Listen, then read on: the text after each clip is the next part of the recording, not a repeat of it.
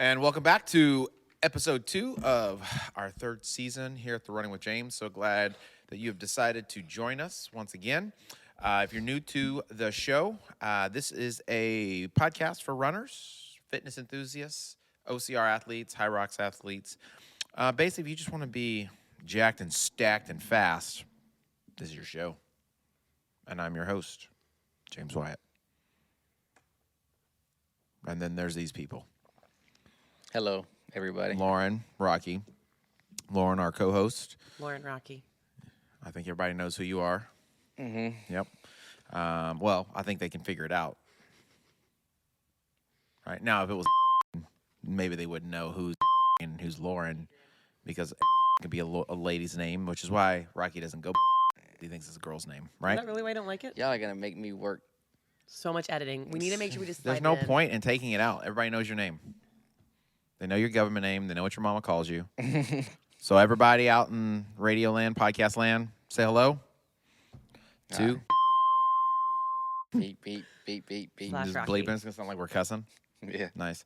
Tell them who you are, man. I am the rock dog. Enough said, honestly. Nice. Rock dog. Okay. Avid runner. Yep. So what's those miles look like this year so Is it far? Advent or usually avid runner? Advent, like Christmas. okay. Like Yeah, Advent yeah. calendar. I He's an wasn't sure that's Advent what he said. runner. I'm an Advent He only runner. runs during Advent. Is that what it is? Pretty much. Okay. So it's 25 days. All right. I was listening to the podcast. You've made some commitments. I have. So Got some big goals. it's already a week and a half in. How you doing? I'm crushing it in life. Yeah. Sweet. How about you, Lauren? How's it going for you? How many of your goals have you crushed so far? How many goals have I crushed? Or how many goals have you worked toward? How about I'm that? working towards. My new calendar just got in today, so Oh, she didn't have to get started. She didn't have a calendar. game is yet. changing. Well, no, there's something really exciting about getting a new. For me, I'm one of those people like I get a new planner, a new calendar, and like I sit down. I will spend hours with my color coordinated markers, just like writing it in every month. So and what then if you check spent in with me at the end of the month? What if you Yes. spent that much time every single day instead of like spending so much time in the beginning? What if you just did it throughout the process? Okay, logic and reasoning again. I'm sorry, logic and I reason. have my minor joys. I want them. It's going fine. James and I had our run plan sesh yesterday, and it was basically just like he finally, I think, just like you can do as many weight workouts as you want. Just please don't overdo the running the way you've been. I doing don't it. think that's what I said. You said you can do as many weight work strength. I never said sessions. anything about please. Please. I never said please. That's not what I said. Oh, And that's sorry. the difference between men and women. I feel like is like we say and hear different things, right? He said I can do as many strength sessions as I want as long as I stick to the running portion. Right? See, Is once that not what I again, heard? We had a meeting, and I said you need to develop your aerobic fitness. Yes. Those were my exact words. Yes. And she said, "Well, I'm just concerned that did say I was if I don't run fast all the time, I'm going to sabotage myself in the race, something like that." Yes. That sound right? Yes. Okay. And I told her, "Well, what we need to establish is aerobic capacity and aerobic physics. That's what's most important." Agreed. After we were done, we had leg day class, and she was like sitting around hanging out afterwards, getting some photos, doing her thing, being a part of the community. And she got up to leave. And I was like, "Oh, I thought you were going to do the class." She's like, "Oh, well, I didn't think I could." And I was like, "You know what? I don't care. Do as much strength workout as you want to do." See? So you see how That's what I heard. that was like Oh. later on. That's what I heard. It was of the hour-long session we have. It was less than 5 seconds of me talking, And and it it wasn't clicked. even in the session. It locked in. But that's all she heard was, "Do as much strength as you want." Yeah. I was That is so awesome to me. so exhausted at the end of the day. Were you? I was so tired. Because I told you, I was so exhausted by the time I finally got wound down for bed that I couldn't even sleep. Oh, that's right. You were so tired you couldn't sleep. Okay, world out there, I cannot be the only one who, like, when you get so tired, like, your body is just so exhausted, you're mentally so tired that you actually become uncomfortable. Does that ever happen to you? Am I crazy?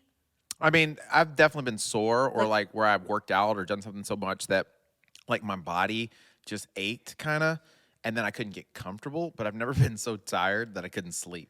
Yeah. Usually if I'm that tired, like I'll fall asleep just sitting on the couch or something. Well, so that's what I did originally. I sat down on the couch with like my cat and I started to doze off. And so like after 10 minutes of dozing off, I was like, no, get ready for bed. Went through my bedtime routine.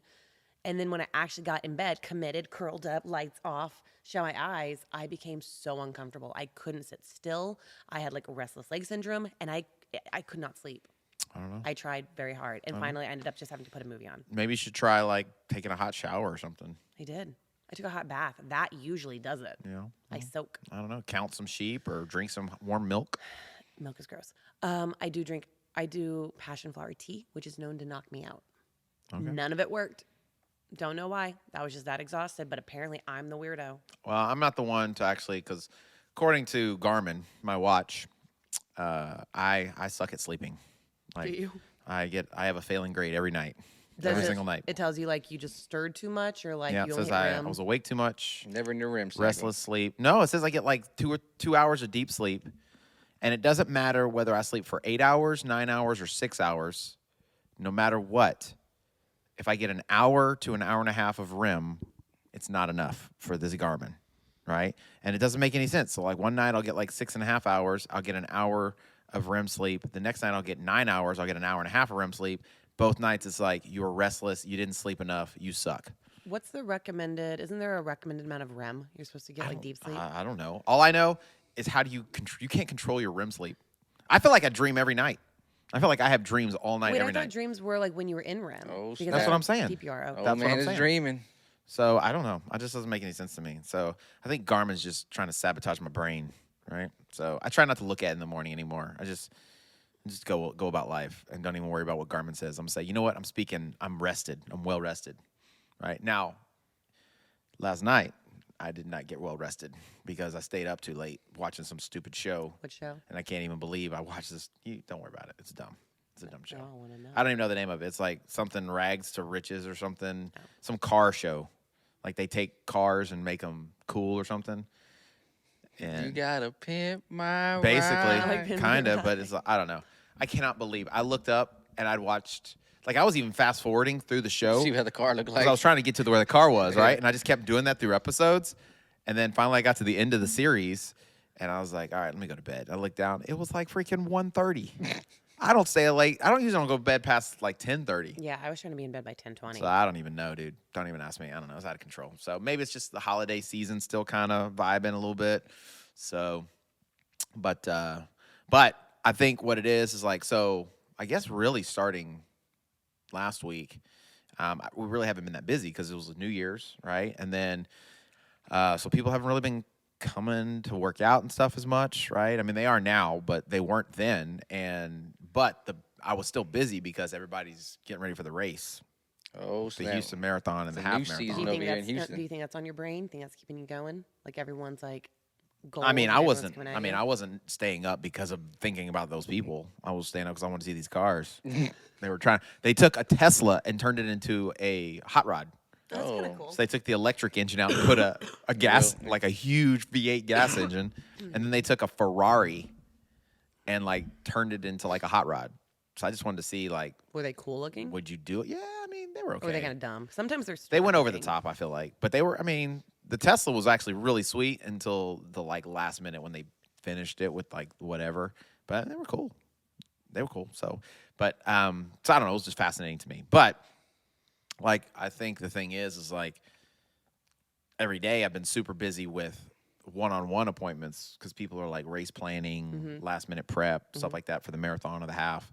So I think this morning I didn't have anything till 10. So, and I got home late because I did have a late appointment. So I think I was winding down, but I never stopped winding down. I mean, I was tired though.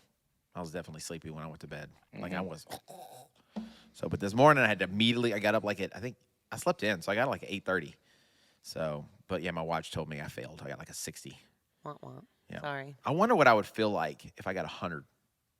You probably feel like superhuman. I just wonder like what my body would like, what I'd be capable of doing if I got like a 90 or 95 or something on a sleep score. Like I wonder how I could. I don't get think that. I've ever checked like my score because I just assume it's always gonna be bad. Yeah, might be not as bad as you think. Maybe I can encourage you. I've So, hit a 90. Do you? I've Do you hit, really? I've only worn my Garmin like 8 times when I sleep, No. but I hit a 90. Nice. You seem like somebody who would just like be a sound sleeper. I sleep. Yeah, that's good. I'm very proficient at it. That's good. I'm Well, proficient at it. sleep is one of the important things, especially when you're getting ready for something like Race day. race day, right? So, so like I was mentioning, I've been meeting with people for their races and stuff. And what we're doing is come up with the plans and strategies. So I thought it might be a good idea for us to, since we are basically, it's this weekend. Race day is this weekend. If you are running the Houston Marathon, the Houston Half Marathon, congratulations. You've made it. You've made it through the hardest part. That's the training. The race is the fun part. Right? This is the like part when all the people come out. yeah, you get to prove yourself. You get to see how your fitness worked out. But in the last couple runs on Saturdays and stuff, I've been kind of like, because I don't coach. I mean, I coach, but I don't coach everybody. So, like, when I think about somebody I'm coaching, like, when you hear me say I coach somebody, what does that make you think? Like you set them up, you give them a plan and guide them. And you meet with them once a month. Regularly, right? Yeah. Yeah. Me too, right? But I also coach a group, the marathon group of the Champions Running Station, shout out Cray. And so I give them a plan, and every week I try to give them tidbits and try to help them and give them stuff. And if we're on a run and they ask me questions, sometimes I try to ask them questions, get them talking about it. And then periodically people will like message me and stuff and ask me from the group. But like I don't really spend a lot of time like spending one-on-one time with them for specific things, right? So, whereas like they call me coach, and I hope I am helping them, I don't really feel like I don't know if I'm helping them that much, right? Because I just don't spend a lot of personal time with them. Does that make sense? It's not these aren't your one-on-one clients, so you're Right. not getting to chat with So each it's more person. like, in the passing through the night type thing. It's kind of like generic-ish. I wouldn't say that. I mean, it's semi-specific, but because it's for the marathon. Sure. But I'll ask them like questions because I say stuff all the time. I try to go through all the details, the golden rules of running. I tell them, talk about like running together, nutrition, hydration, all that stuff. I just don't know how much of that sinks in because it's like I'm saying it to a group rather than like me and you were talking about it, right? So, but like we're on a run and I was asking people, I was like, oh, so what's your goal? Right? That was the first question I asked them, right? And they tell me their goal. And I was like, so what's that pace look like? I know what the pace is, but I'm asking, what's that pace look like? And so sometimes they're like, bam, here's the pace. And then 9 times out of 10, though, they're more like, it's around this pace, but I need to check to make sure, right? So, and they're like, well, I'm going to run with this person to start out with. I'm like, well, aren't they running this? Which is like, faster than what they're wanting to run. Like, yeah, I'm just going to hold on. And I'm like, okay. So I thought it'd be a good idea. Like this is race week. You should be finalizing your race plan to kind of take a deep dive into like your race strategy. What does a race plan look like? And break down how to have an effective and create an effective race plan. Yep. Okay. So I think that there's really 3 things specifically that you want to kind of focus on. And within those 3 things, there are 5 like tips I think that will really, really help you. Okay. So I think number 1 is the race plan. Okay. And the race plan basically just has to do with what you're going to do the day of the race. Yeah. Okay. The second thing is your race day prep. So what do you do in the week up to the actual event? So sleep, food, hydration, when are you going to go to the expo, right? And then the last thing is, gear, like making sure that you know what your gear is, right? So if you have those 3 things taken care of, you're golden, okay? So your gear, you should know by now what your gear is going to be, right? You should know your shoes that you're going to wear. You should have worn them on your long runs, hopefully some speed day efforts. You should know what jersey you're going to wear, what shirt, what shorts, those types of things. Socks, right? What do you have hot spots in? What don't you have hot spots in? And know that you don't want to do anything new on race day. Right? So getting that established now is important, right? Even layout. You see all the cool little photos people will do where they have the leather. Their outfit out. Yeah. Yes, definitely do that. You got to lay your outfit out. You got to have it. And you got to take a photo of it. You gotta let people know what you're doing. Got to let them know. If you want to get dressed up in it, actually, that's what I think I'm going to do this year is instead of laying a flat me down, like jersey, I'm going to lay down dressed up in the outfit. You should. That'd be really fun. Before the sweat. Yeah, well, I'm just do it the night before. I'm going to dress up in it and lay down. Ken style. So you gotta do it like this. Yeah, so it'll be good. So hilarious. Not a bad idea. Yeah. So I think it's really important to know what is your swag, what's your gear, what are you going to wear, and it's important to look good. I think you need to have a really good looking outfit. It needs to match. You want to look fly. You want to stand out to those photographers. You need to stand out, and probably the best way to do that is to wear BC gear. I would also say practice your camera pose. So when you see that camera, you can throw them that little smile. Sure. if you have it in you. There are some people who, no matter what, they look flawless in race pictures, and then there are other people, some of us unfortunate souls, look like gremlins. Yeah. Tongues like sticking out on one side. Got the like. I try to droop. tell people sometimes in a race to smile, right? You And I do. know You that do you're not say that supposed to tell often. women that they should smile more because apparently that's offensive. You do say to everybody. But smiling actually takes less energy than frowning, and it also can create like a positive It effect takes on your your mind body, off of it. right? So, so smiling is a good idea. Plus, it'll help you have better photos. Right? So I think that's kind of number one. Number two, like week of race prep, right? Week of race prep. So what does that look like, right? So what are some things maybe that you've done like in preparing, like some significant things that you thought were important for race day? Me, myself, Yeah. Or y'all, the two of you, making sure I'm getting sleep, at least good amount of sleep 4 days before. scoring that 90 or above. Scoring. Yeah. Not Okay. Rubbing yeah. that in our face. No, but definitely getting the Z's and not overexerting myself. And I used to be like, oh, I can't. I got to race this week. Mow the lawn. Oh, I can't do that this week. I'm sorry, Mom. I gotta race this I week. thought you said getting the disease. I was like, that sounds awful. Oh. Well, I mean, that's a good idea. Not doing any kind of intense, strenuous stuff Yeah. the week of the race, right? What So a that's great not the time to excuse. go out and do a deca. You know, that's not the time to go out and do some hard, intense, like weightlifting session. Or Playing basketball. don't move. nothing. Don't go moving. Don't help somebody move. Don't go play basketball, right? Don't go out and play a 3-hour game of soccer or something like that, or foosball, right? Perfect time to watch some TV. Keep Yep. your feet up. Catch up on your shows. I Do definitely. your rehab. I mean, you're not running as much, right? Because you're tapering. You should be tapering. So you should have some more time, which can kind of mean you have like nervous energy. So that's a great time also to kind of do stretching, kind of foam rolling, doing recovery work, ice baths. But I would make the suggestion if you're going to do like a massage or something that you're not doing all the time, like probably 4 days away is the earliest the closest I would do it, right? So like the race is on Sunday. I probably wouldn't do anything after Wednesday, like go get a massage or cupping or Then you get kneeling. sore. Yep. Yeah. Yeah, I definitely should do cryo leg compression. I do love the leg compression. And eat. Yeah. Not carbo load though. No. So people understand that. Do not carbo load. There's not no such necessary. thing. No. Don't do it. Yeah, people always do that. And actually, someone was asking me, like, how much pasta should I eat? And I was like, well, it's really not necessary because here's what you have to remember. Carbs are obviously calories, and, you know, it's energy for your body, so you definitely need energy. But you're not running as much as you were running, right? If you were running properly, right? If you were training and you've been tapering, so you're not burning as many calories as you used to burn. So as long as you're just eating normal, then you should be fine, right? Your glycogen stores should be full. So there's no reason to like overindulge on carbohydrates, pasta and pizza and stuff like that, and weigh yourself down.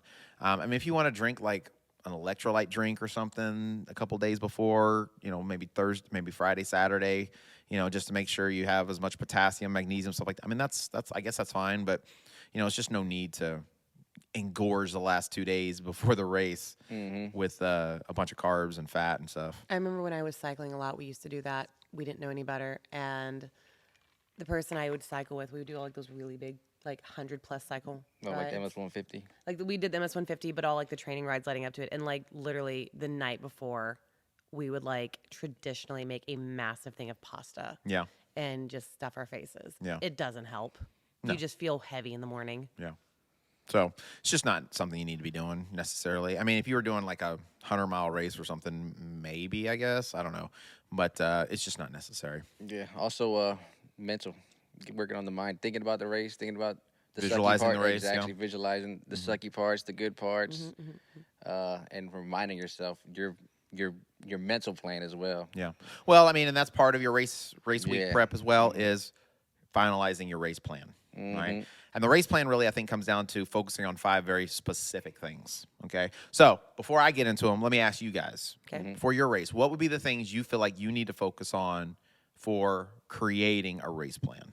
Well, What would you do? What would you focus on? You brought up the number one thing, time. What is the time I'm going for? Okay. You brought it up earlier. You're like, you got to know that. You got to at least have oh, I want to be around this. No, like, dig down deep. Oh, I want to be around 2. Say 2 then.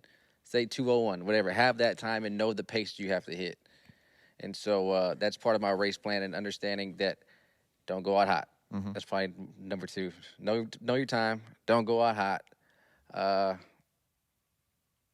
Negative splits is always a big one. Do you think I forgot what you asked me. I'm just going off. I forgot I was going Just off. what would you put on your list to create a race plan? Yeah, my list would be know my time. Mm-hmm. I already forgot what number 2 was. Don't go out hot. Don't go out hot. Know where your water stations are at. Know what fuel you got, and bring stuff you know you can. I wouldn't say bring clothes, but bring an extra item you know you can throw away with. You're okay losing. You mean like from the start of the race or something? Like if it's cold or something like that? Mm-hmm. Okay. That's a good idea. Yeah. So I know a lot of people from the Cray group, they make a thing out of it. They go to like the thrift store and stuff and they'll buy robes. The Snuggies and the robes. Right. Well, so I do like with the marathon, what they do is they collect all that's kind of like a thing. People buy the Snuggies, the robes, the throwaway jackets, and then they get collected and donated. Yep. I think that's a neat idea. Mm-hmm. I honestly, what I ended up doing, I did not do that because I knew since I was a later heat, somebody was going to have dumped theirs on the ground already. I picked one up, wrapped myself up in it until I took off. That and then I sounds dumped it again. disgusting. Yeah, that's exactly what I'm thinking. That sounds very homeless. They're all runners. Esque. They're runners. Coming from a Don't runner, mean anything. it's not like I picked something up that was dirty. It was Oh, you're a clearly runner. clean. You're clean. Yeah. You mean, must I would hope automatically. so. That means you're a clean person, right? I mean, never mind. It didn't look dirty, so I did. I picked it up. It didn't look dirty, but you did? No, so I did. I picked it up. Oh, and so you used picked it it. up. That's Yeah. why I picked The it way up and you used said it didn't sound like It that. didn't No, look dirty, but it I didn't look did. dirty, so I used it. Yeah, So it was I don't fine. take a bath. You had that one jacket you threw away that one year that I still think was a waste of a. It wasn't a jacket. It was a suit. It was a suit. He had the pink rabbit Pink bunny suit. That's from awesome. Christmas Story. Yeah. I'd actually found this really sweet, like, pimp coat. Well, I called it a pimp coat, but it was like this long coat that had like all this fur on the collar. And I was like, this is going to be hilarious. And I was about to go check out, and I saw something pink out of the corner of my eye. And I was like, oh, what is that? But it was basically the same outfit that from the movie A Christmas Story, the kid gets for Christmas. Ralphie. The Yeah. Ralphie, yeah. But for an adult. It was. And That's funny. awesome. fit It was to a really T. funny. I actually thought about that on Christmas. I was going to wear that for next Christmas. It was very warm, actually. So it's good. So, all right. So, what about you, Lauren? How prepping for a race day plan, I would say, or creating a race day plan. This goes into what I've said about like setting my own goals and kind of our plan that we just talked about for me. Being realistic with what you've done leading up to your race. So, like, have you done the mileage? Have you been running the paces? How have they been feeling? And if they've been feeling good, then hopefully know what pace you can establish. And if maybe you haven't been running the mileage you need to justify your goal, then you might need to readjust your goal. So being honest with yourself about your training up to that point so that you can establish a realistic and safe pace, because nobody wants to like strive for a pace and then walk away with like a stress fracture Yeah. or something like that. That's not a fun way to like, I don't even want to say, well, I mean, end your race early. Yeah. That's not a fun way to go about it. Sure. It's not a good memory. I would say hydrating through the week. Like, definitely try to make sure you're getting all your water in. If you can be like Rocky and get that great sleep, please do. I tend to get some of the worst sleep leading up to a race. The nerves. I get nerves. Yeah, I think about it a lot. I get the jitters. So I definitely don't sleep well. So good for Rocky. Happy for him and that journey he's on. That's why I got to do it the week of. So the night before, when you don't get that good night's sleep, There's Sure. nobody sleeps well Yeah. the night before, right? Yeah. So it's important to try to sleep as much as you can the week of because you know the last night you're not going to. It's just part of it, right? It's just the anxiety and the anxiousness, right? I don't know if anxiety is the right word, but like the anxiousness, the excitement. it means something to you. right? It means something to you, right? So it's just I would say something I started doing leading up to races, like the week of races for sure. I cut out any alcohol consumption. So like, I'm definitely not saying to go out and if you drink every night, but like I would have like a drink, twice a week maybe. But if it's a race week, I'd cut that out just because I don't want to be dehydrated at all. If anything, I was trying to drink more water. So that helps me is cutting out alcohol and trying to be mindful of super, super salty foods. Stuff like that. gotcha. So being a little more mindful of like what's going in my body leading up to a race. Gotcha. So my top 5, basically, I'll list them up. We kind of go through them or whatever. Number 1 is know your pace, right? Know your pace for sure. Number 2 is course familiarity. So know what the course is going to be. Have a fueling strategy. Number 3. Number 4 is the mental resilience, mental side of things. And then number 5 would be a strong finish. right? So the first and most important thing, no matter what, is what you said, Rocky, was your pace. You need to know your pace, right? So I was talking to someone a couple weeks ago, and they had a goal in mind, right? Now, mind you, in the beginning of the year, they had a goal, right? Well, then now we're 2 weeks from the race, and they're like, I'm going to run this. And I was like, well, that's, 5 minutes faster than what you told me you wanted to run, right? Which was already a big PR, right? So, like, I think they ran like a 3:48 or 3:49 last year, so they wanted to run a 3:30. So that's a jump. That's a big jump, right? Which, not that they can't do it, but that was a big jump. And then, like, a month or 2 weeks, 3 weeks before we're ready to go, like, I'm gonna run 3:25. I'm like, whoa, killer. And I was like, where'd that come from? That's just one of them where I want to run, and I think I can do it. And I was like, okay, all right. Well, what's that pace look like? And so, I said, okay, well, let's work on it. Let's start running those paces. And so the paces they were sending me were faster than that. They were like, so like that's like a 7:50, 7:55 pace, somewhere in there.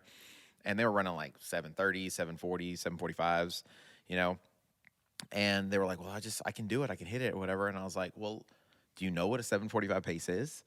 I was like, well, I'm just trying to make sure I hit the number. And I was like, well, that's like a 3:20.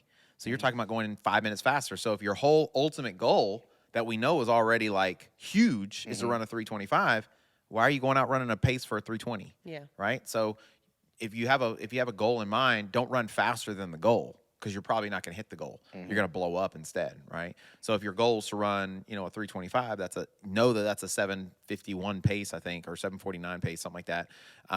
Know that. Be comfortable with it. Be comfortable with it. Let your body be able to get into the rhythm of that.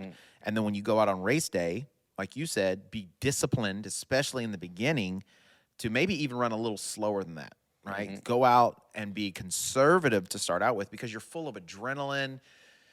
You probably have felt more rested than you felt in months, right? So your body should be feeling probably better than it's felt in a long time. And then you have all of these people out there, man. I mean, that's what's great about the Houston Marathon, is that there's so many people that are cheering you on. It's like 7 o'clock in the morning. It's like still dark outside, right?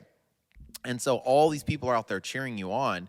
And so it's really easy to go out way too fast. Yeah. And you're in the thick of the things, right? And you look down, you're supposed to be running a 7:50, and all of a sudden you're running a 7:30. But you feel great, right? So being very disciplined in the first part of the race can pay humongous dividends later on in the race, right? Because the goal is not to run a 7:30, 7:45 for 13 miles and then slowly but surely run an 8, 9, 10, 12, 13 minute and then end up with a 3:45, right? The goal is to run a 3:25. So the goal, you mentioned earlier about negative splitting, is to be able to run the second half as fast or faster than the first half. It's easy to feel good in the first half, because It it's the is. first half. I Right. mean, you're just getting started. That's, like you said, that's when all the hype is. Right. So what most people are like, I'm going to try to negative split. So I'm going to go out and run this pace, and then I'm going to try to push at the end. Okay. And I don't know if they're just thinking they're going to be able to do that off willpower or whatever, but the only way you're going to be able to do that at the end is if you Hold it back. save energy in the beginning so that you have the ability to push at the end, right? So knowing what your pace is, being conservative in the beginning, and then, allow yourself in that middle section to get into a rhythm, and then at the end, push it, right? So I like to break a race up into 3 sections: the disciplined beginning, the consistent middle, and then the strong finish, right? And if you're able to do that, then you should have a really good race, Yeah. right? I'm going to add to that, but I don't know how accurate it is anymore. This might have been a while back, but I was told this a while back, every single marathon from like a mile up, all negative Every splits. distance from, I think, 800 meters and above Yeah. has negative splits for the record. Yeah. That's crazy. Yeah. But I think most people are just like, oh, well, they're elites, so they just have the ability to push themselves to the end, and that's not what it is. Actually, one young lady, she was a 400-meter hurdles champion. She has the world record, and she was switching, or not switching, but she was going to run in the 400 meters without the hurdles, right? So 400 meters is a hard race. Yeah. But the 400-meter hurdles is nuts. Well, she's got she's ran faster than anybody in the world, right? So that means she's probably pretty fast just running. So she went out and ran the beginning of the season, and her coach told her, I want you to go out as fast as you can, right? And everybody knows you should conserve in the beginning and push at the end, because 400 meters is a long way. So she did that. She came around. She was like world record pace all the way around to like the I don't know, like 300-meter mark or something like that, 250, 300-meter mark. And then all of a sudden, like you could see her hit the Blow up. wall, right? And she slowed way down, right? She still had a good time, but she didn't end up winning. She got like second or third or something like that. Well, by the end of the season, right now, I guess he did that to kind of establish what she was capable of, her fitness, stuff like that. By the end of the season, they had nailed it down. She started the first half slower than she ran the second half. So she actually started the first half slower than she started the first half in the beginning of the season, and ran her second half faster than she ran the first half in the front of the season, right?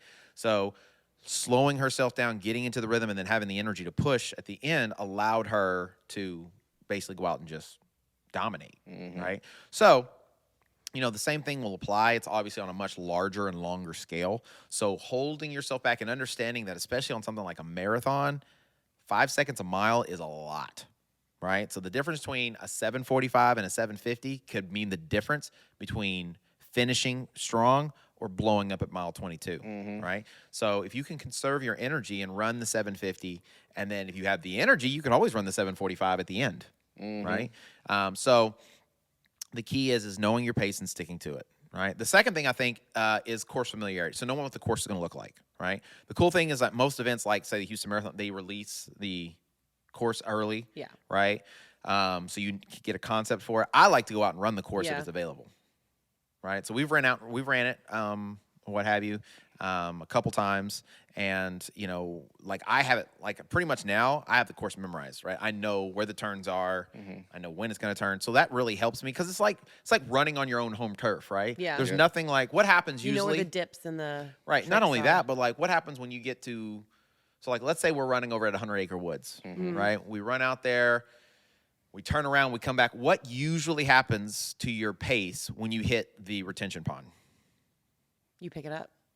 And you don't even do it on purpose, do you? Yeah, you just because you know you're heading home. You know you're almost know you're done. there. Yeah. So you just automatically pick up the pace, right? So you know you don't have that much further to go, and you're not even doing it on purpose, right? So the same thing can apply if you're very familiar with it. It makes it a lot easier because you're like, okay, I know I've got this dip, a turn, a squiggle, and it's straight away and I'm done. You're not wondering how much longer do I gotta go. Exactly, which can be a mental thing, right? So knowing that, you know, hey, when I turn onto Memorial Drive, all right, I've got 3 miles to 610, right? Yeah. When I hit 610 or I hit Memorial Park, I know it's a 10K left, right? When I turn on Shepherd and I hit Allen Parkway, it's a 5K left. Yep. When I pass under 45, I got a mile to go, right? So those You are are all like going. little things in your brain that you know that can really help you get through it, right? And I love to count down, right? So, I mean, some people don't do that. Some people like just to do 1 mile at a time.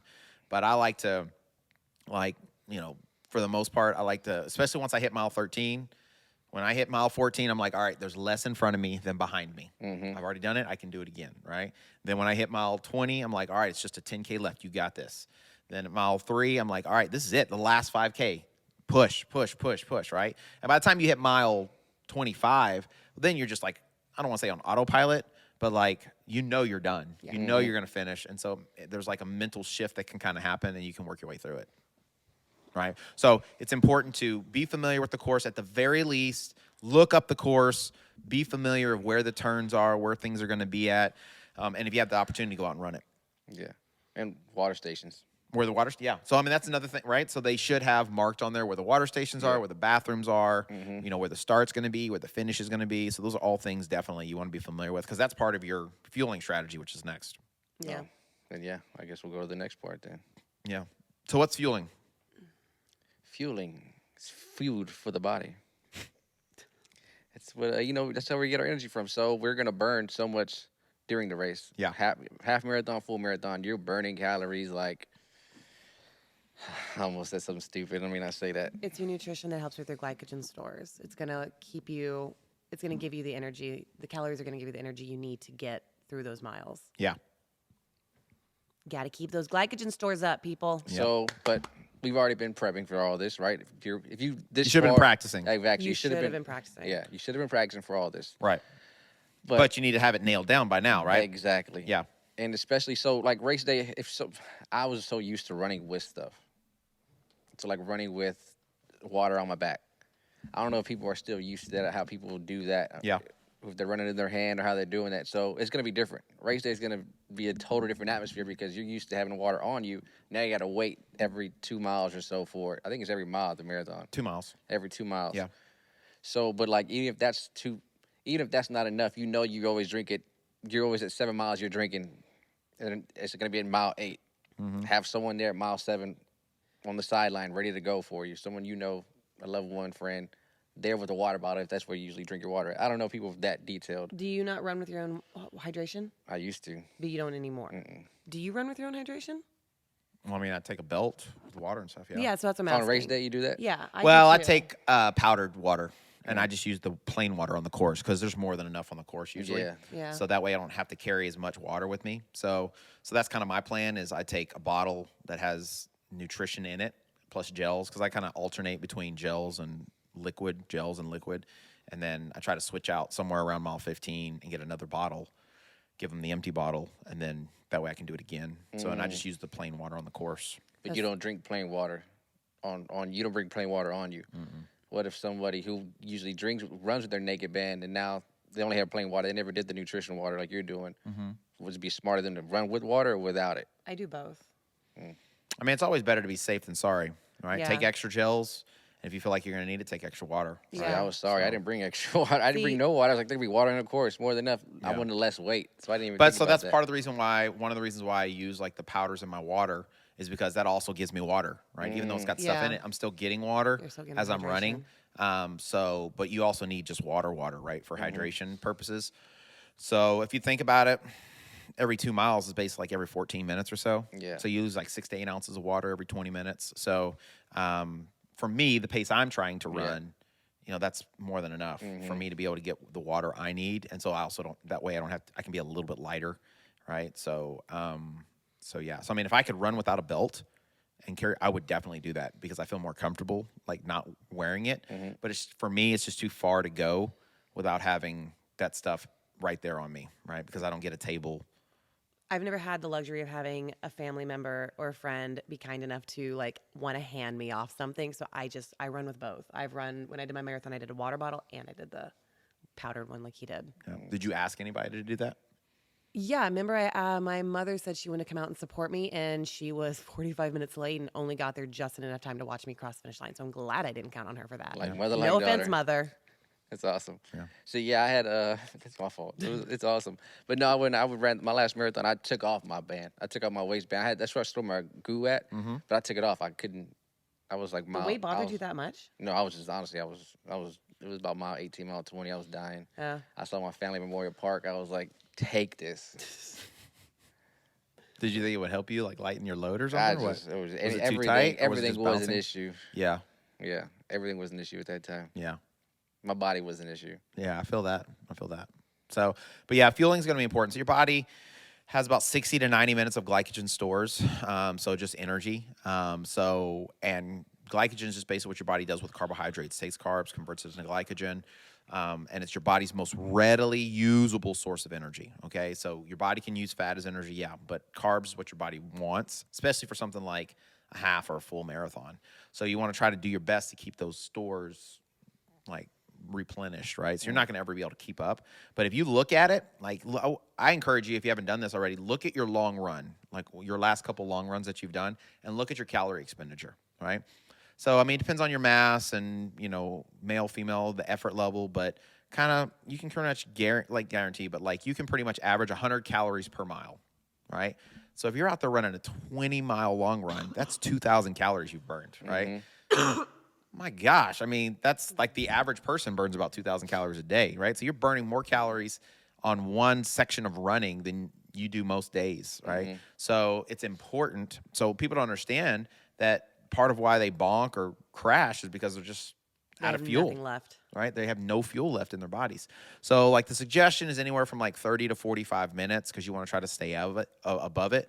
But the key is fuel early and fuel often. So the more fuel you can get in the beginning, the better it'll play in the end. If you start worrying about fuel an hour in, an hour and a half in, 2 hours in, it's too late, right? And by the time it actually takes effect, you've already been cramping and hurting and dying And it's, like I said, it's too late. So the earlier you can get in. And so what I usually suggest to people, because what most people do is like, and that's kind of sounds like what you did too, like why not using the bag? What you usually do is most people try to see what's the least amount of stuff I can take. Yep.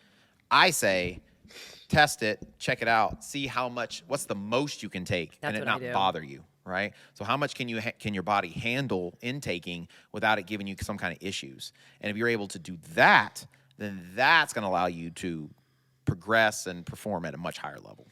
For my longer races, you gave me the suggestion a while back, and I started doing it. It's helped. I set a timer Yeah. every 30 minutes. Yep. Because I'll get caught up in the time. I It's won't easy. even. I will get caught up in what I'm doing, and then 45 minutes come by. I'm like, oh crud, I forgot to eat. So I set a timer, and whether I think I want it or not, I just got in the habit of taking it. Yeah. And actually, I mean, that's why you create this plan, is because for me, I feel like if you know your pace, well, that's a job you have to that's a thing on your list that you've got to kind of check off. All right. So mile 1, 750. Mile 2, 750. All right. I'm killing it. All right. I'm on pace. 30 minutes. My watch buzzes. Okay. It's time to take a gel. Right. Mile 2, there's the water station. I got to position myself over to the water. Yeah, position your. I'm going to pause you on that. Please, see it in advance and try to position. Don't do this whole meow and cut everybody off because somebody always jumps Well, I in mean, front. sometimes there's so many people. It's just, I don't think people are doing that on purpose. They're not, You but get on do these your high horses, these little best. pet peeves. Do your best. Of these little things. I'm just saying, man. I've literally gotten taken out. Someone literally elbowed me, and I'm like, just Yeah, plan but better. is that because somebody cut over? Or is because you weren't really paying attention? I'm in my lane? So you weren't paying attention. I'm in my lane. Yeah, like I said. So, but if you have these jobs like gels, pace, water station, right? Then you're constantly focusing on these things. And for me, it helps to not focus on how I feel, right? Because I'm focused on the task at hand. So, a lot of people are I think all people are task oriented if they have the task, right? They may not assign themselves a task, but once they get a task, people are usually pretty good about checking off the boxes, right? Yeah. Because there's something just about Taking off a the box. satisfaction of checking off the box.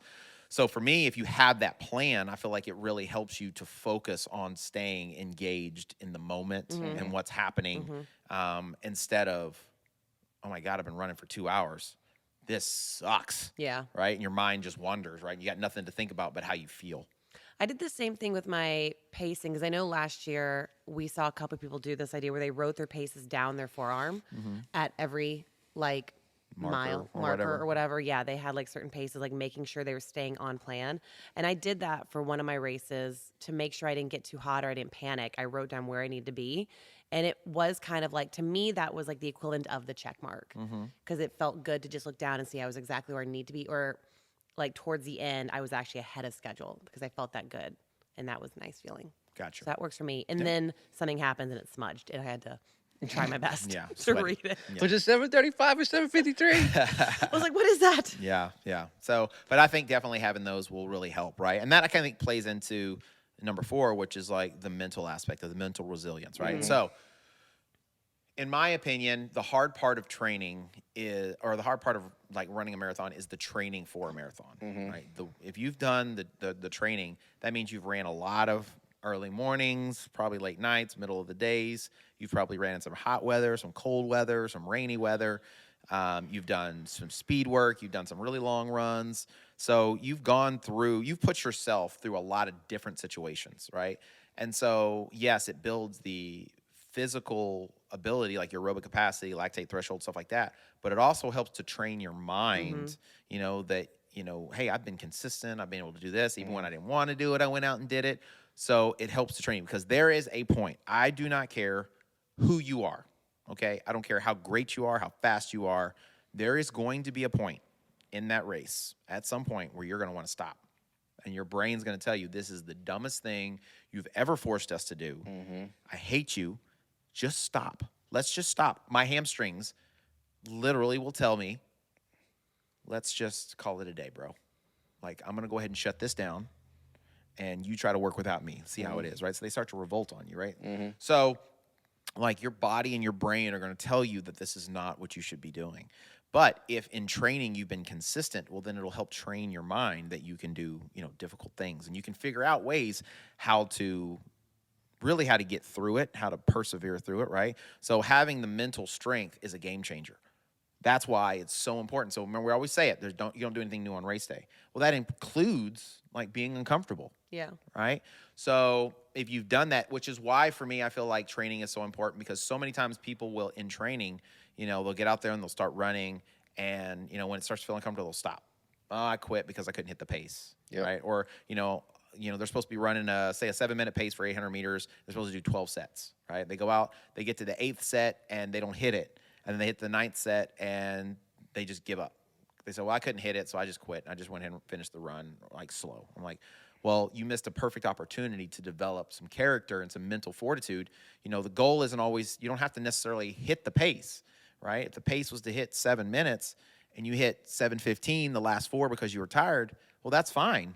At least you kept pushing, right? Mm-hmm. You kept pushing. So that can really help you win a lot. But if you every single time in those situations while you're running, you just give up, well, what do you think is going to happen in the race? Right? So you're developing this ability and you're practicing and you're training your brain that even when you tell me it's time to quit, I'm not quitting because you're not in charge of this thing. My feelings, how I feel is not going to dictate whether I'm going to hit my goal or not. Message. Right? So the mental aspect of it is very important. And so as part of that, there's some things I think you can practice and some things during the race that I try to coach my people to do, because these are things that I feel help me, right? So number one is, if you know the course, you can have these markers that let your brain know we're almost there, okay? If you have the racing plan and the pacing strategy or what have you, well, mile 1 to 3, I'm going to run this pace. Mile 3 to 20, I'm going to run this pace. Mile 20 to 26, I'm going to run this pace. If you have a fueling strategy, right, you got those jobs that kind of help keep your mind focused rather than wandering. And then when it does get to the point where it starts hurting, instead of, okay, so you had a tough marathon once before, right? Yeah. What were the things going through your head when it started getting tough? You paid to be here. You're an idiot. You can just stop right now. It's just the medal. Okay. Yeah. So you start like negotiating with yourself, and giving yourself an out. Yeah. Yep. What about you, Lauren? Have you ever had races where you struggled? Oh, and what do you tell yourself? Yeah. The thing my brain says it just says, would it be the end of the world if you just ease it up? What would be the worst that would happen? My brain starts to try to like justify, like, it's not the end of the world. That's it. Okay. Which is, that's gone through my head as well, right? Like, is it really that big a deal? Yeah. Right? You're not selling yourself short. Why does it matter, right? So to me, I think those are all like lies and excuses that your brain tries to tell you to let your body not be uncomfortable anymore, right? But what I have found is in those moments, you're still uncomfortable, right? Because unless you just walk off the course, you got to finish the race, right? And if you slow down, you're going to be out there longer. Isn't it just like your brain's way of surviving? It's a survival tactic. Yeah, it's basically just like survival. It's like, okay, we don't want to die. Fight or flight. It wants to take flight. And it takes, right? So, Flight. but I think it's important to fight through it, right? Because you are going to be uncomfortable either way, correct?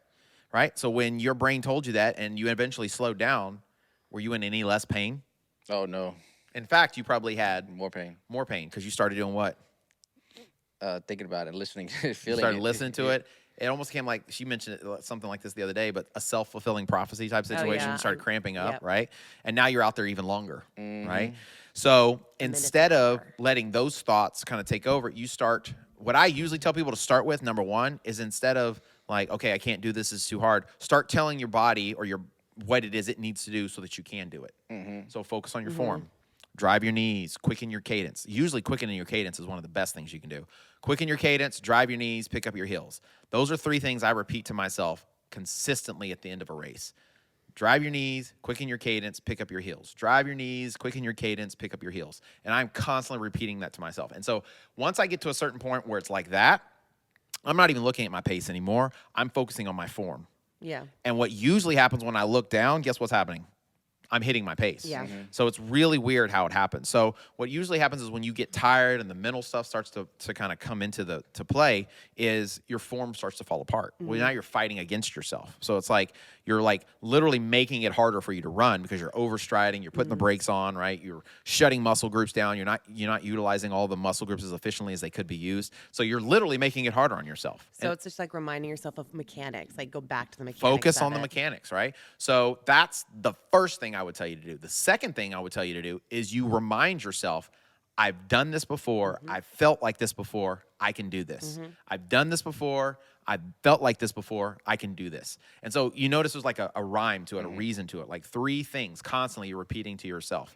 And it's not a lie because you truly, if you've trained properly, you've been there before, you felt like that before, and you push through it, right? Yeah. And so if you're constantly telling yourself, I can do this, I can do this, I can do this, well then all things usually pass, right? Yeah. So there's usually a point where like, there's been so many times where I've raced and like all of a sudden I get an ache in my foot, right? And I'm like, oh my God, what's going on? Oh, yeah. Like, my foot hurts, my foot hurts, my foot hurts. I got to stop. Oh my God, right? And then I start focusing on my form where I'm like, oh, do this. And then all of a sudden like something happens and I forgot my foot was hurting because the foot stopped hurting, right? Or my knee starts bothering me or didn't something, focus right? on it anymore. So it's like, it's almost, I don't know if they're phantom pains, but it's almost like these phantom things start to happen. And if you can just kind of like get on the other side of that hill, Yeah. all of a sudden you're okay, Yeah.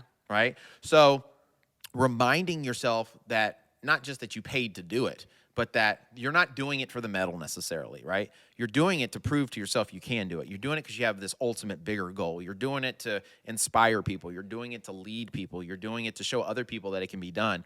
So there's all these reasons you have. And so if you remember those reasons and you repeat those reasons back to yourself, it can help kind of steel your mind so that you can keep moving forward, right? And before you know it, you'll see the finish line. Yep.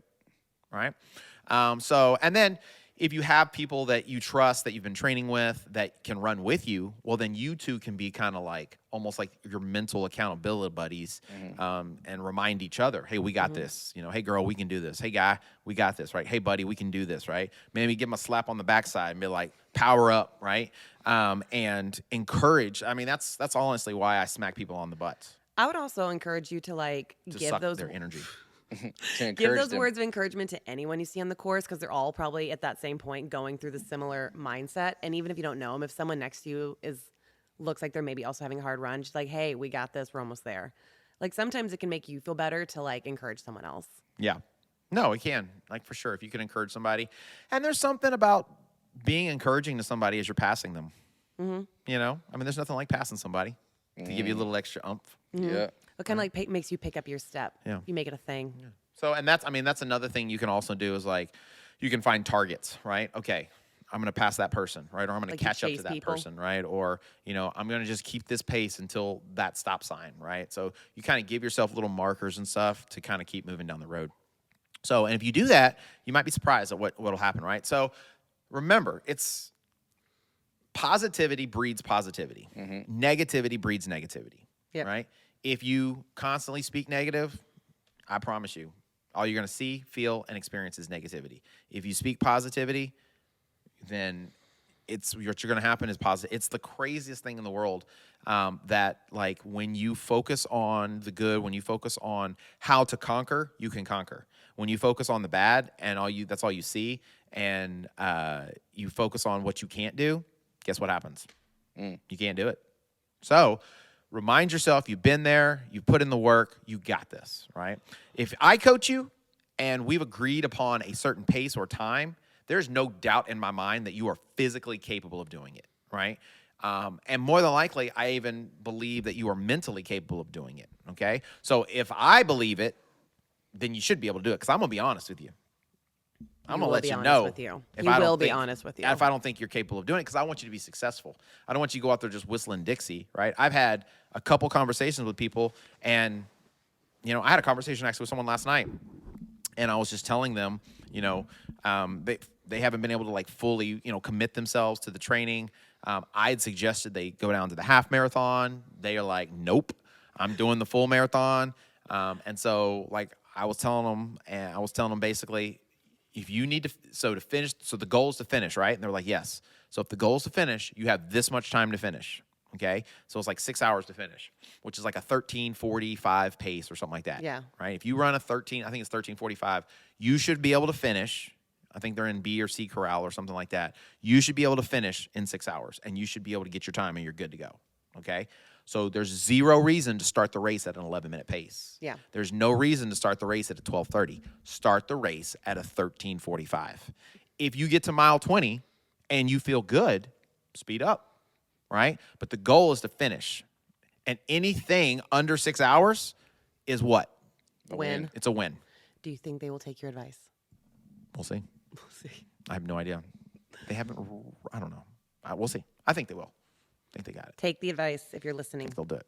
So I think they can do it. And hopefully, like from this, right, they'll be like, okay, I need to do it the right way next time, right? And it'll be a learning experience for them, right? And they're not going to give up, and they'll learn from it. So the last thing for me, I feel like, is the strong finish. Okay. Before we go to that strong finish, Yep. I think we gotta kind of hit that one more time. When you get to that sucky spot in your race, that party, you gotta. What do you recommend saying to yourself? You gotta have that saying. What is it? Drive your knees, pick up the cadence. Mm-hmm. What's Lift it like? your heels. Lift your heels. Pick up your heels. Drive your knees. Pick up your cadence. Pick up your heels. Drive your knees. Quicken Quicken the the cadence. Pick up the heels. Remember that, because y'all gonna be there. They're gonna be in that moment. That moment's gonna come. I don't care who you are. Yeah, I don't care who you are. It may happen at mile 16. Yeah. It may happen at mile 21. Mm-hmm. It may not happen to mile 24. That will Yeah. suck. But I guarantee It's in gonna a happen. marathon, it may not happen in a half marathon, honestly. You may be able to make it through the whole thing, and it may be uncomfortable, but you may never hit the wall, right? Usually it happens for most people around mile 8 to 10 in a half marathon. But in a full marathon, I guarantee it's going to happen. It's a long time to be out there. It's going to happen, right? Whether you're running a 3-hour marathon or a 4-hour marathon or a 5-hour marathon, those are long times to be doing anything. Yep. Yeah. If you sit down and watch TV for 5 hours, when you get up, you're tired. Yeah. You know what I'm saying? You literally are. You are exhausted, right? You probably already took a nap before Yeah. that. If you sit down at a computer and you're working and you don't move and you're sitting there for it's the 2 to worst. 3 or 4 hours, you are exhausted. So you're talking about doing a very specific thing for an extended period of time, right? It's hard. It's really flipping hard, right? So it's going to happen. And so learning how to kind of overcome those struggles and those tough times will be the difference between like fully realizing your goal and not, Yeah. right? So no matter who you are, if you run a marathon and you finish it, you're a gangster.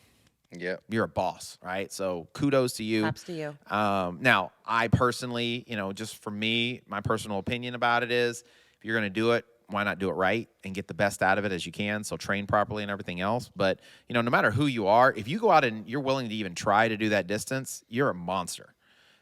So it's all about finishing. And if you happen to be part of the very elite few who can get under a 4-hour marathon, boss level. You know what I'm saying? And then if you're part of that crew that is shooting for a Boston qualifier, My hat's off to you. hats off. Go get some, right? So there's all these different things and levels or what have you of success or ideas of what success is. But ultimately, it's about going out there, finishing, and doing your absolute best, right? And you're not competing against anybody but yourself, right? So I had a conversation with another one of my athletes yesterday, something like that. And I guess they don't feel like they've trained the way they should, done the efforts. And so they're like, I'm just going to go out and run. The half marathon, I think is what it was. And, and I was like, well, what does that mean? And they told me the time and everything. I was like, well, that's like far beneath you, right? Well, I just don't want to go out there and suck it up and feel bad and whatever. I'm like, oh, I get that. I understand. But, I mean, what would make more sense? Go out there and do your best and see what you're capable of doing, seeing where your fitness is. And then building off of that, or just going out there and mailing it in. You can finish the distance.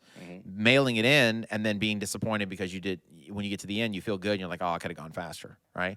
So they've been running. They've been consistent all year. They put in work. Why not go out and just Do your best. do your best, right? And You whether might surprise yourself. I know they would definitely do better than they think they're capable of doing. They could PR, in my opinion. But with that being said, some people don't realize that a 1-second PR It's a PR. is still a PR. Yep. Right? So I posted something the other day, and it was a coach of these junior high school athletes. And it was he was coaching this girl, and she went out and ran the 100 meters. And she ran it in 18 seconds. Okay? And she crossed the finish line, and she was upset because she came in 8th place. So she was 8 out of 8. right? And she's all upset and everything. I was last place. He's like, no, you ran an 18-second 100 meters. I thought you could run a 19-second 100 meters, and you broke the 20-second 100 meters. You crushed that. So you literally are the fastest athlete I've ever had run this race. And that is the fastest you've ever ran it. So your place doesn't matter. It matters like your accomplishment, right? Yeah. Now, if you keep having that mindset and you keep working, well, next week you may do a 17.9. Well, if you ran a 17.9 and you ran 18 seconds 3 weeks ago, is that improvement? Yep. It's improvement. Are you going the right direction? Yep. Yep. So the goal isn't necessarily competing with the people that are next to you. The goal is be better than you were yesterday, right? So I was talking to an athlete today, and we were talking about their plan and what they were going to do. And at the very end of it, they were like, what are you running? Right? And it's like a random, like out of nowhere question. What's your goal, coach? Rule number 4. Exactly. Where I was about like, yourself? why y'all up in my business, right? And she kind of laughed. She's like, oh, well, you don't have to tell me. I was like, no, I don't mind telling you. And so I told her what my time was, and she's like, man, that's fast. And I was like, yeah, I mean, I guess it is pretty fast, I guess, compared to whatever, but it's somebody else's slow, right? Yeah. And I was like, but I want you to know something. My first marathon is the exact same time you're shooting for your goal, right? So when I ran my first marathon, what you're going for, that's what I ran. And they're like, oh my God, you ran that in your first one? I was like, well, this is just your second one. I was like, so you're not that far off. But the point is that every year I've improved by 5 to 6 minutes. And so where I was there, 5 years ago, now do you see the progression? So I don't worry necessarily about trying to, like trying to get 20 minutes every time or trying to get an hour every time or 4 minutes. My goal is just be a little bit faster, right? Just get better. Just keep improving. See where my fitness is and trust the process of the whole thing. And as long as I cross that finish line and there's less time on the clock than the last time I ran it, I have been super successful, right?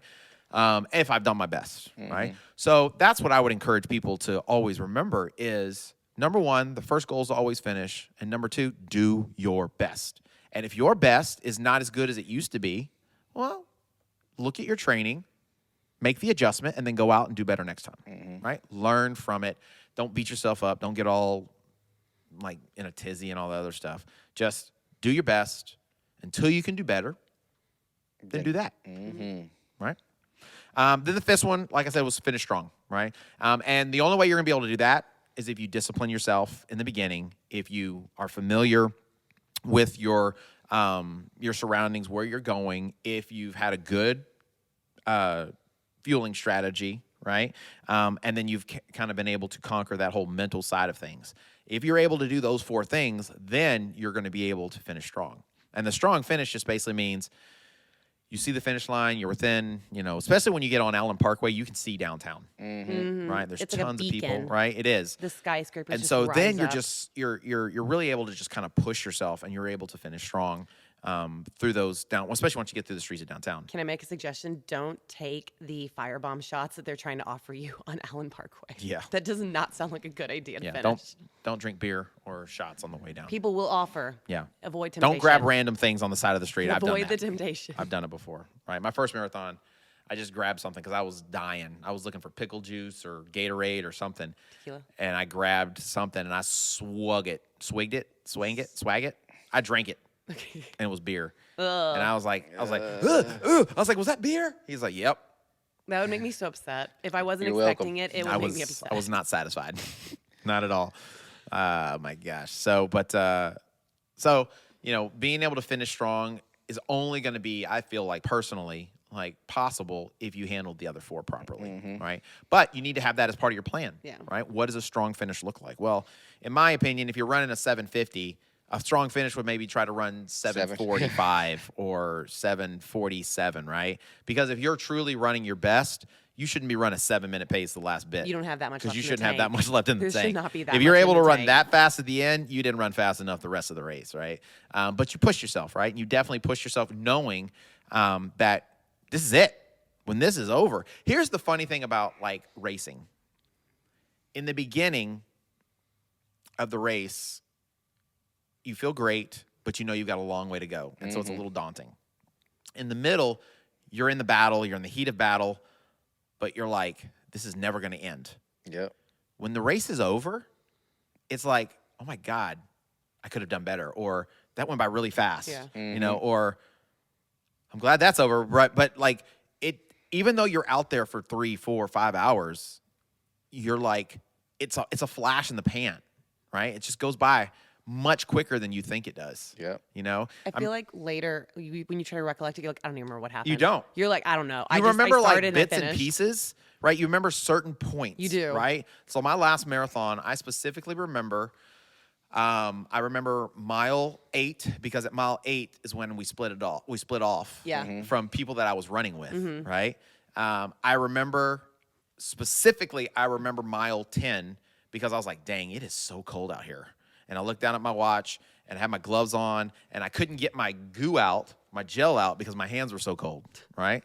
I specifically remember mile 15 because Tommy was there and we switched the bottles and he videoed me and I had to pee. And I told him, dude, I got to pee. I'm going to pee on myself, I think. I remember that. But other than that, I don't remember anything else of that race, No. right? I don't even remember crossing the finish line, yo. Like, there's a video of me running in, right? And I actually looked pretty good. I didn't look like I was dying or anything. But there's a video of me crossing the finish line. And I don't even remember that moment, honestly. My first marathon, there's like, I remember a couple very specific moments, and they weren't great moments. They were kind of like your glove in hand situation. It was like things about the race I hated. And I'm like, I don't remember anything else past that. Yeah. I remember getting to like the last 2 miles and you were running me in, and I was like, I want this to end so bad. Yeah. And that's it. Yeah. The blur. That's it. Yeah. So, I mean, I don't know. That's it. So, my first marathon, all I can remember of my first marathon is the first couple miles we ran together. First half, 15 Well, miles. I'm saying because like Karth was with us too. Oh, right? So yeah. it was like a big group of us, is what I Oh, mean. that's Oh, fun. yeah. That we're all ran together, and then he was running the half, so we split off, right? And then I don't remember anything after mile 8 until we got to mile 13, and because we were still together. And then I don't know if you remember, but there was that lady that was running with her daughter, or her sister, or somebody, and she had ran like 20 marathons, and she was like, "Oh, is this your first one?" I was like, "Yeah." And she's like, "Well, good luck," and we took off and left her. I only remember because she passed me later on. in the I race. was just going to say, she's probably like, go for it, fool. Yeah, she passed me like at like mile 24 or That's something like funny. that. And I remember mile 13, and then I remember mile 15 I was by myself. Mile 18. No, sir. Is that what got you?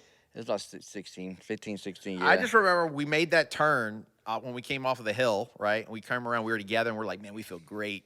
Yeah. And then like it went down. we went down it came under the back thing, up, and that's we what were got in me. the Galleria, and all of a sudden I'm by myself. That's all I remember. I remember Yes. nobody Faded? being around me the rest Wait, of you the just time. like faded out? Slowly, yeah. Yeah, didn't say nothing. I just Bye, Coach. just all of a sudden I'm by myself, I was right? like, oh, he's getting far. I was like, oh, he's still going. Yeah. And then I remember mile 21, which is I asked somebody to unzip my pants for me because I couldn't get my gel out because my hands were so cold. And so I asked the lady to unzip my pants, and she was like, huh? And I was like, yeah, I can't get my gel out. She handed me my gel, and I was like, I gotta go to the bathroom. So I went to the bathroom, and then I came out of the porta potty. And this was mile 21. I took off at my pace, and then it just immediately goes, and it was just like mile 8 minute, 9 minute, 11 minute, 12 minute. I was like, well, Rocky's probably going to catch me. And that's when I caught him. You did No. catch him? No, I was No, he gonna did not. say. But that's when the lady caught me. I feel like there's only certain things that you say in a marathon that you can only get away with saying, like, ma'am, Unzip my can you pants please for me." unzip my pants for me? Ma'am, can you please put your hands And in it my would pants? not be considered like offensive. I 'Cause mean, we're she like, looked we at me get it. funky, and then she immediately was like, oh, yeah, I got you. Yeah. I got you. Yeah. And then I don't remember, but she might have tapped me on the butt. She very well might have. She might have like been like, You're good. yeah. I That's don't know. funny. Because I had my tights on, so it's very possible. Funny. I mean, like, yeah, you can say, please unzip my pants. And if someone says, I might have peed myself, it's like, hey, so did probably half of the people out there. Yeah. So I'm thinking Not about, me. If I have to pee, I might pee on myself this year. Are you gonna? You got to. I That gotta makes make you sure the I- elite. Because I'm going to run with Jess. And Oh, I know you are Jess running is not with going to Jess. stop. She So, will pee on herself. So, She told us. like, You gross girl. if I stop to pee, she's not going to wait on me. How and bad there's do you want no way I'm going to be able to catch her. How bad do you want that PR? That's what I'm saying. Well, I mean, technically, I just need a 1 second PR. It ain't gonna take me 5 minutes to If pee. you toss me like a bottle filled with anything, I will throw it at you.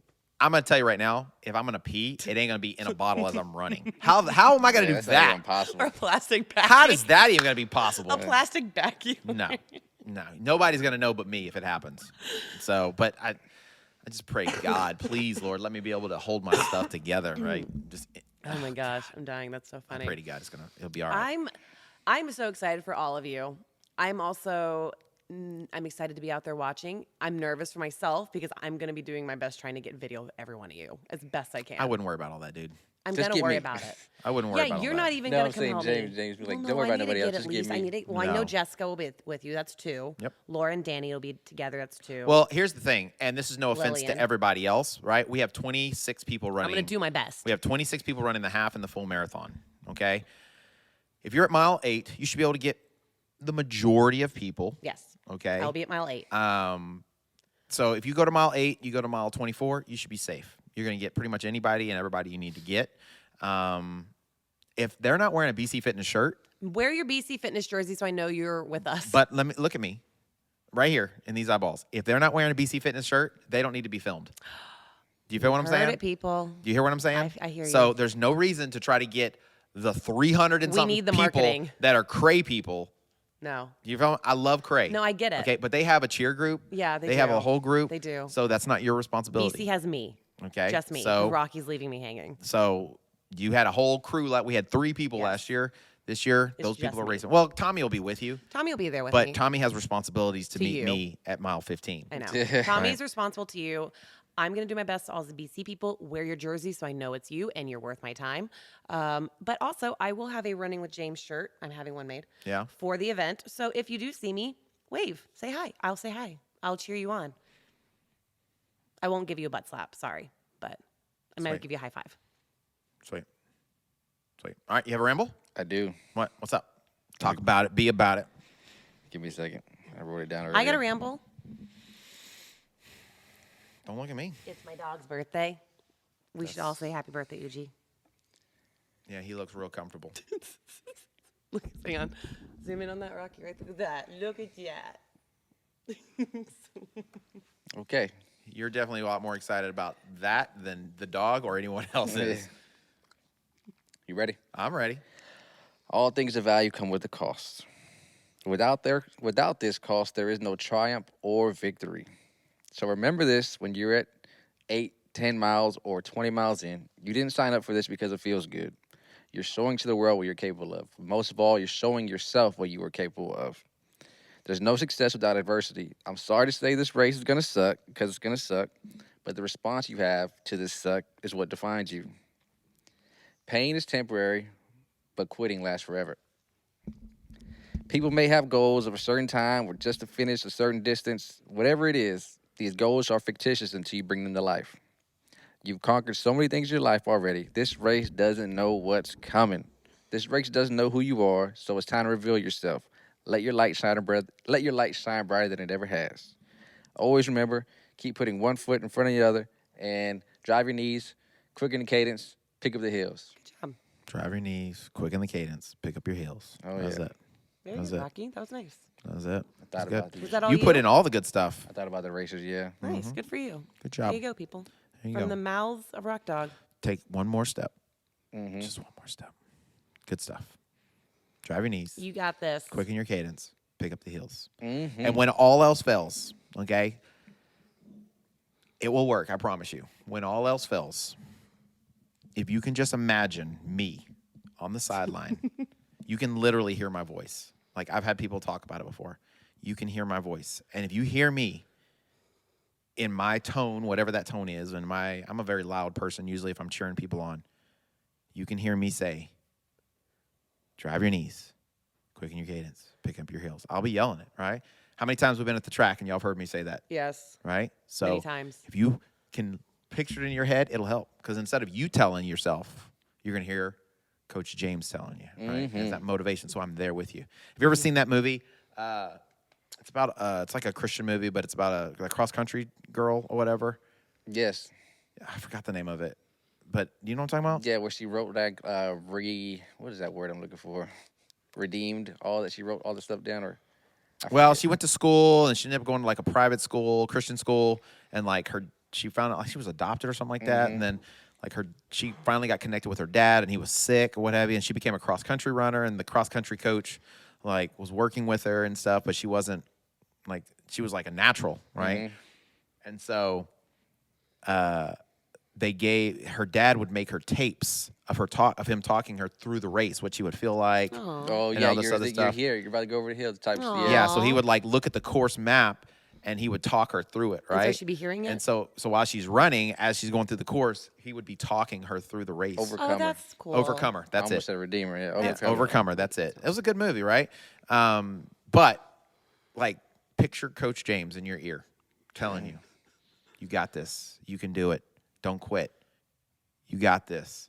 I told you already. Drive your knees, quicken your cadence, pick up your heels, and it'll help you. It will definitely help you, right? And if you have the honor, nay, the privilege, to run with Coach James, Jessica, don't wear me out. Me having to constantly tell you, slow down, drive your knees. Make him work quicken for it your at the cadence. end, Jessica. Make him work for it. Oh, man. I can't wait to see y'all at the finish. Yeah, I'm so excited. One of us is going to be alone, I feel like, and it ain't going to be. It's going to be both of us are going to be alone. And One of y'all's and gonna be she's going to be looking coming in great. before me. Is what it's going to look like. She's One going to of look y'all's just gonna be fine, smiling. and I'm going to be like, Jess left me. I couldn't keep up with her. Oh my God, she broke my will. Oh, that chick, she's so fast. That's probably going to be something like that. And she's going to be running, going, It's "Come gonna on, sound like James, you can do it. Catch up, James. Come on, James." I don't think she's going to put that much effort into encouraging her. I think she's going to be like, all right, bye.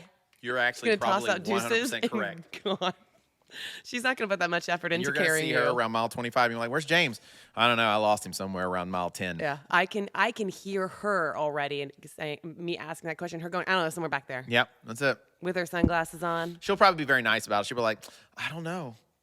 No, I think she'll be ruthless about I it. don't know." She's going for that BQ. She's gonna be ruthless about it. Yeah, she's got it. She's gonna do great. She's gonna do fantastic. She's gonna do great. But yeah, if you do see James and Jessica out there running, try to see. Don't try to see if you can keep up. Stick to your plan, but say hi.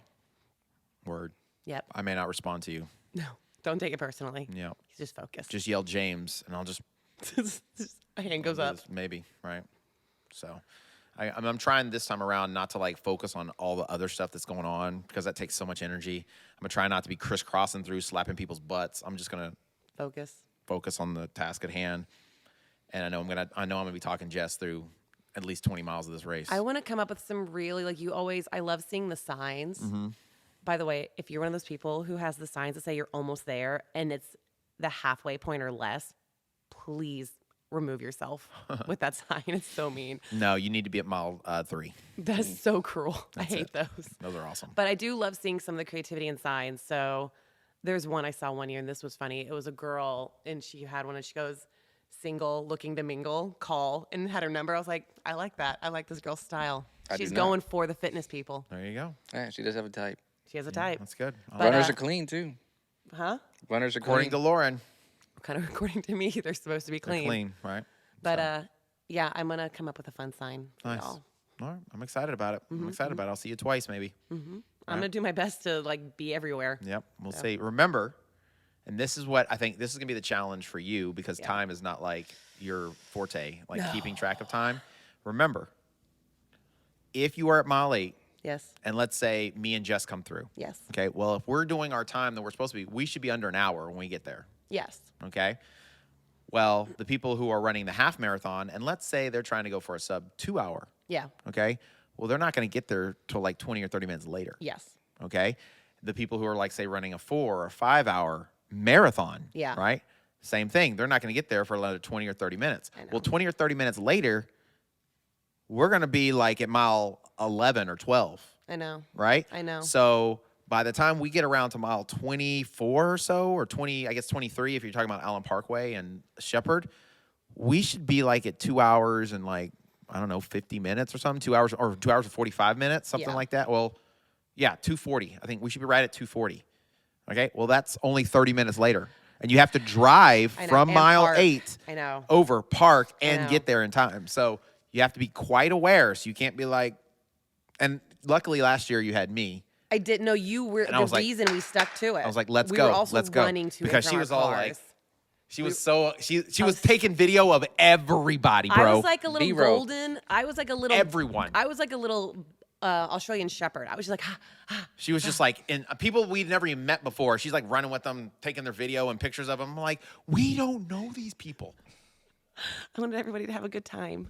Yeah. Well, they don't know you, and they don't need you to have a good They time. never saw the footage. They never saw the footage. They're never gonna see the footage. So focus on our people. Find me on Instagram. You might find your footage. So I need you to come up with a. I need to come up with a plan. We're telling these people to come up with a race strategy. You need to come up with a race cheering strategy. I need to have like a map and like times. I'm gonna have your numbers and I'm gonna have the app. So I'm just gonna be tracking y'all. Yep. I need to find someone else to help me with this. Yeah, I agree. I really do. You need to find someone to help you be accountable or and to hold you on a timeline. Well, just also like separate with me. Sorry. He can't do it. I know. He can't do it. This would be like the best candidate because he's also. It'd be nice if it was someone who also ran because Tommy's gonna be like primarily with you. I mean, Tommy's gonna be with you too, but it's just that one moment. So he'll probably stay with me, and then he'll drive over there, and he'll come back to 24. Yeah. Okay. So you won't be alone. Yeah. Say hi. I'll say hi back. There you go.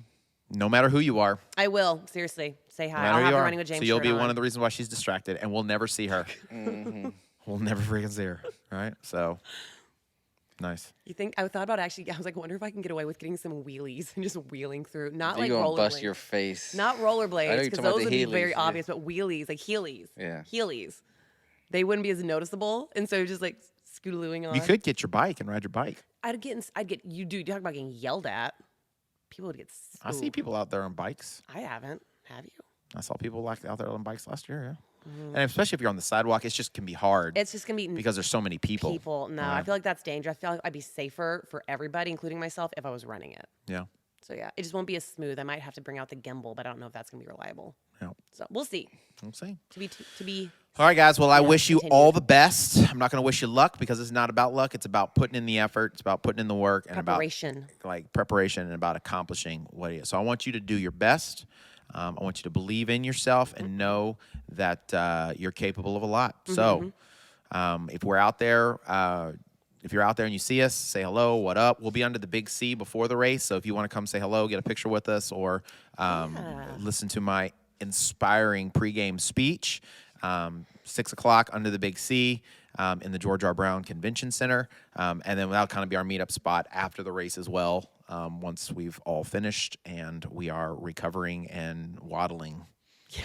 All right? So Make sure you don't walk too fast. James will be very upset with you. exactly, right? So, as always, guys, remember, If you can change your mind. You can change your life. peace out. Bye.